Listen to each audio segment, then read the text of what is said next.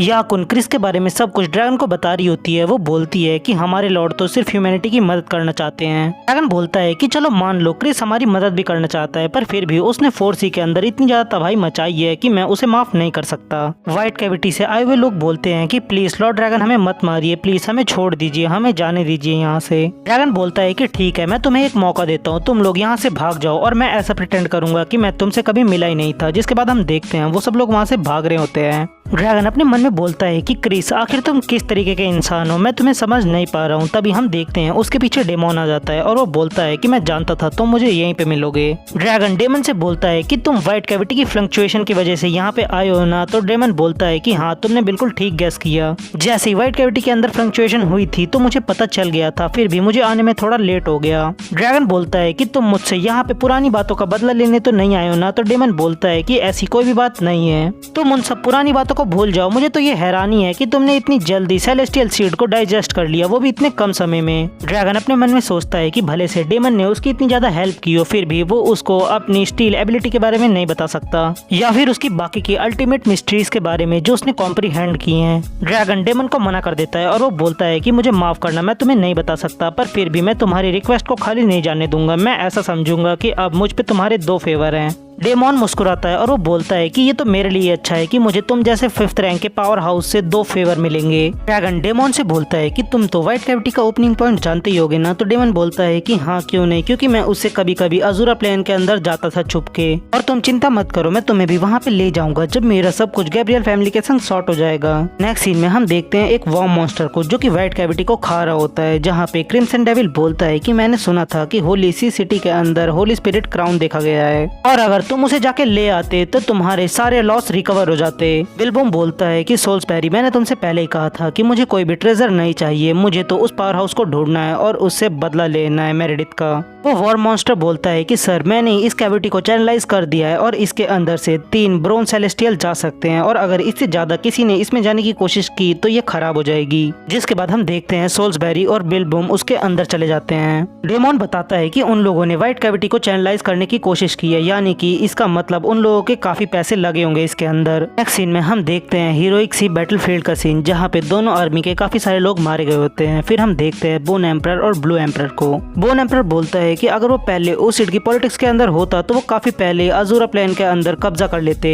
Blue emperor बोलता है कि भाई, इन सब बातों का क्या मतलब है, हम लोगों को तो केओसी के अंदर अटैक करना चाहिए क्योंकि सारे मेन लोग तो वही होंगे। तभी हम देखते हैं कि कोई अपने लाइटनिंग से उन लोगों के ऊपर अटैक कर देता है। तो बोन एम्परर बोलता है कि तुम ही हो ना 4th रैंक के पावर हाउस इस ह्यूमन रेस के। वहाँ पे सभी लोग बोलते हैं कि ये तो हमारे लॉर्ड ब्लास्ट हैं और ये एक 4th रैंक के पावर हाउस है और अब हम लोग जरूर जीतेंगे। फिर हम देखते हैं हीरो एसोसिएशन से होते हैं बेबल, ब्लास्ट और यीफेन। ब्लास्ट यीफेन से बोलता है कि तुम अभी नए हो, इसलिए तुम थोड़ा ढंग से लड़ना और कोई बेवकूफ़ी मत करना। यीफेन बोलता है कि ठीक है लॉर्ड ब्लास्ट। यीफेन बोलता है कि लीडर प्लीज आप मुझे माफ कर देना, क्योंकि आपने मुझे ये ताकत दी पर मैं आपका ये फेवर रिटर्न नहीं कर पाया। ब्लास्ट बोलता है कि बच्चे तुम डरो मत, तुम हमारी ह्यूमन रेस का फ्यूचर हो, इसलिए हम तुम्हें इतनी आसानी से नहीं मरने देंगे। उन लोगों को पहले हमें मारना होगा तुम्हें छूने से पहले। यीफेन बोलता है कि लॉर्ड ब्लास्ट आप चिंता मत करिए, मैं आपको भी नहीं मरने दूंगा। हम देखते हैं बोन एम्परर गुस्से में आ जाता है और वो ट्रांसफॉर्म हो जाता है। वो बोलता है कि अगर तुम्हारी बातें खत्म हो गई हो तो अब हम शुरू करें। बोन एम्परर बोलता है कि मैंने सुना है कि तुम अपनी ह्यूमन रेस से सबसे ज्यादा स्ट्रांग हो, तो आखिर तुम योजी से कितना ज्यादा स्ट्रांग हो। तो ब्लास्ट बोलता है कि मैंने अभी तक उससे लड़ाई नहीं की है, तो इसलिए मुझे नहीं पता। जिसके बाद वो दोनों एक दूसरे के ऊपर अटैक करते हैं और उन दोनों के अटैक आपस में न्यूट्रलाइज हो जाते हैं। तो ब्लास्ट बोलता है कि तुम्हें तो पता ही होगा ना, हम दोनों तुमसे काफी ज्यादा स्ट्रांग हैं। और वो ये बोलते ही बोन एम्परर के पीछे आ जाता है। तो हम देखते हैं बोन एम्परर थोड़ा सा हंसता है और वो ब्लास्ट के ऊपर अपने पीछे से ही अटैक कर देता है अपनी बीम से, और वो अटैक ब्लास्ट को जाके लग भी जाता है। बोन एम्परर बोलता है कि तुम काफी ज्यादा स्ट्रांग तो थे, पर तुम फिर भी बेवकूफ थे।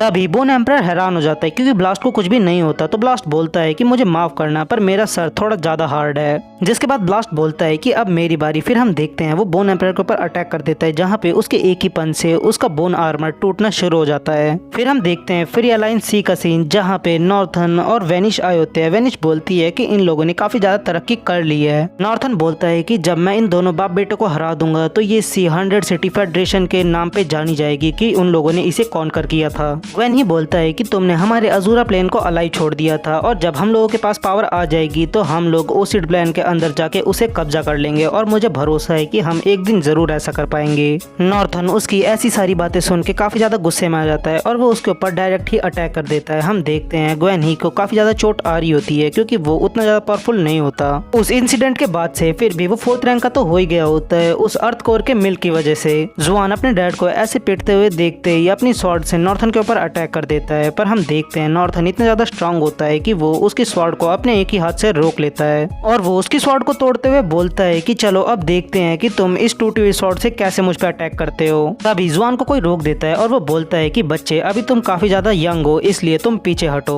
हम देखते हैं वो और कोई नहीं क्रिस होता है। क्रिस बोलता है कि तुम पीछे हट जाओ, मुझे इससे थोड़ी देर खेलना है। फिर इसे ऐसा बोलते ही नॉर्थन के ऊपर अटैक कर देता है अपनी मेंटल स्वॉर्ड से, पर हम देखते हैं नॉर्थन उसके अटैक को डॉज कर लेता है, पर क्रिस इतना ज्यादा चालाक होता है कि वो उसके पीछे आके उसके दूसरे हाथ के ऊपर अटैक करता है। क्रिस बोलता है कि तुम काफी ज्यादा टफ हो पर तुम्हें ऐसे शर्माने की जरूरत नहीं है, अगर तुम्हें दर्द हुआ तो तुम मुझे बता सकते हो। हम देखते हैं नॉर्थन उसे दूर फेंकता है और वो बोलता है कि मुझे कुछ भी फील नहीं होता। नॉर्थन बोलता है कि वेनिश जल्दी से मुझे हील करो। वेनिश बोलती है कि आखिर तुम चिल्ला क्या रहे हो, मैंने तुम्हें पहले ही हील कर दिया है। नॉर्थन बोलता है कि पर मेरी सबकॉन्शियस के अंदर से मुझे ऐसा लग रहा है कि मेरा हाथ अभी भी टूटा हुआ है। वेनिश बोलती है कि ये तो एक मेंटल अटैक था और हम दोनों मिलके भी इसका मुकाबला नहीं कर सकते। हम देखते हैं क्रिस अपनी काफी सारी मेंटल स्पिरिट की स्वॉर्ड बना लेता है। नॉर्थन बोलता है कि चलो जल्दी से हमें केओसी के अंदर पहुंचना होगा क्योंकि असली फाइट वहीं पे हो रही है। तो वेनिश बोलती है कि अगर हम लोग यहाँ से गए तो हमारे ये सोल्जर्स यहाँ पे मारे जाएंगे। नॉर्थन बोलता है कि भाड़ में गए ऐसे लो लेवल के सोल्जर्स, हमें जल्द से जल्द केओसी के अंदर पहुंचना होगा क्योंकि सभी लोग वहाँ पे मिलने वाले हैं। क्रिस बोलता है कि इन ओडिशियंस को लगता है कि इन लोगों के लिए सबसे बड़ा खतरा जजमेंट है, इसलिए वो लोग केओसी के अंदर जा रहे हैं। जुआन बोलता है कि फादर आप यहाँ पे रेस्ट करिए और मैं केओसी के अंदर जाके चेक करके आता हूँ। तो क्रिस बोलता है कि तुम अगर अपने इस पावर के संग वहाँ पे जाओगे तो तुम मारे जाओगे, इसलिए मैं वहाँ पे जा रहा हूँ तुम्हारी जगह। हम देखते हैं सारे लोग खुश हो रहे होते हैं कि हमारे लॉर्ड क्रिस सारे ओडिशियंस को मार रहे हैं और वो लोग तो ह्यूमन रेस की तरफ थे। तो हम देखते हैं विक्टोरिया रोते हुए बोलती है कि मुझे पता था भाई, आप कभी भी हम लोगों को धोखा नहीं दोगे। हीरोइक सी बैटलफील्ड के अंदर हम देखते हैं जहाँ पे ब्लास्ट बोल रहा होता है कि मुझे मजा आया, चलो हम फिर से लड़ते हैं। तो हम देखते हैं बोन एम्परर बोलता है कि तुम सच में मेरे लिए एक बहुत बड़ी सिरदर्दी बन चुके हो, जिसके बाद वो वहाँ से भाग जाता है और वो जाते हुए बोलता है कि मुझे अभी कुछ जरूरी काम याद आ गया है, इसलिए मैं तुमसे कभी और लड़ना चाहूंगा। बेबल बोलता है कि ये केओसी की डायरेक्शन की तरफ गया है और अगर सब कुछ प्लान के हिसाब से चलता है तो ये लोग जजमेंट को ढूंढने जा रहे हैं। लास्ट ये फैन से बोलता है कि बच्चे तुम इधर सब कुछ संभाल लेना, मैं और बेबल मिलकर जा रहे केओसी के अंदर देखने कि आखिर वहाँ पे क्या चल रहा है। नेक्स्ट सीन के अंदर हम देखते हैं केओसी की बैटलफील्ड का सीन जहाँ पे काफी सारी जगह पे लड़ाई चल रही होती है। माओ रैबिट बोलती है कि भाई तुम जल्दी से आ जाओ, मैं और ज्यादा इन्हें नहीं संभाल सकती। नॉर्थन गिल्ड प्रेसिडेंट से बोलता है कि आखिर तुमने जजमेंट से अभी तक लड़ाई क्यों नहीं की। तो गिल्ड प्रेसिडेंट बोलता है कि इसके मेरे कुछ रीजंस है, पहले तो मुझे ये बताओ कि आखिर तुम्हारी आर्मी कहाँ है। माओ रैबिट बोलती है कि ग्वेन ही, आखिर तुम क्रिस के संग क्या कर रहे हो। तो ग्वेन ही बोलता है कि इसने हमारी कुछ टाइम के लिए मदद की है, इसलिए हम लोग अलाइस हैं। तुम ये सब छोड़ो, तुम मुझे पहले ये बताओ कि सभी ज़ोडिएक के अंदर से आखिर तुम यहाँ पे क्या कर रही हो, आखिर बाकी के लोग कहाँ पे हैं।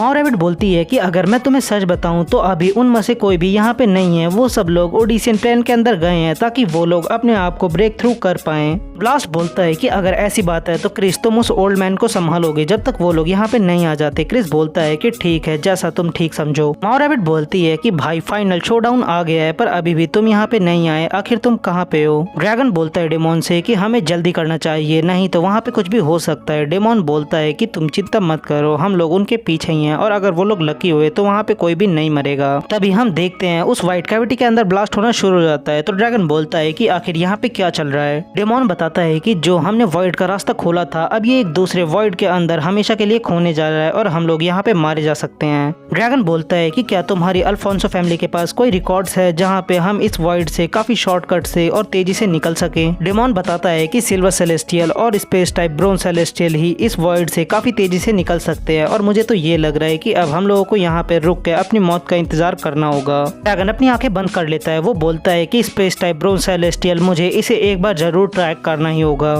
ये सीरीज की लास्ट वीडियो होने वाली थी पर मैंने इसे 2 पार्ट में डिवाइड कर दिया है क्योंकि दूसरे पार्ट के ऊपर कॉपीराइट इशू आ रहे थे। मैं उसे जल्दी से सॉल्व करके उसे भी अपलोड कर दूंगा।